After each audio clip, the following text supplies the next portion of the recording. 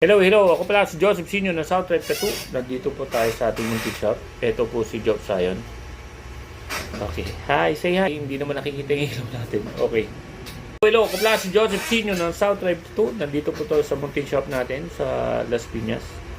So, pumunta ako sa, kukwento ko lang sa inyo na experience ko hapon. Medyo malakas ang ulan. Pumunta kami sa isang tattoo supply.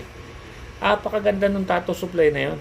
Sobrang napakadaming gamit na pala pantattoo na mapapabilis yung mga trabaho natin. So yung mga old school, kami mga old school dati, naghahanap pa kami ng mga sa recto, sa ganito, sa mga kakilala namin na, alam mo yun, ito yung bulinggot natin na nag-extra na naman. So, alam mo yun, napakabilis na palang kumuha ng mga gamit.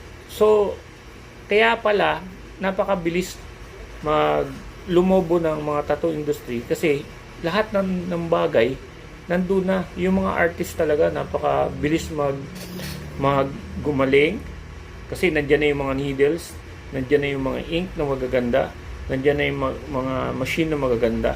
So lahat na nandun. So yung mga kapanahon na namin, lahat ina-assemble namin yan. Everything na bawat keyboard talagang assemble, homemade, alam mo yun, ang galing. So, mga payo ko lang doon sa mga old school na mag-upgrade tayo ng mga gamit. So ako, totoo, talagang ako, namangha talaga ako.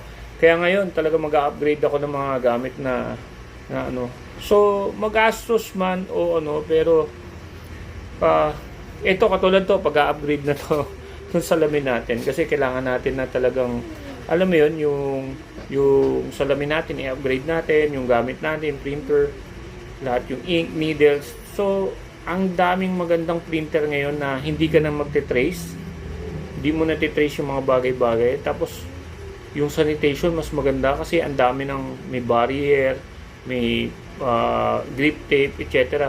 Napakadami. So, yun lang. Okay, please like and share na lang po. At kung sino po yung gusto magpa-book po sa Garage 88 at sa South Drive Tattoo, pwede po kayo mag-message sa mga page namin.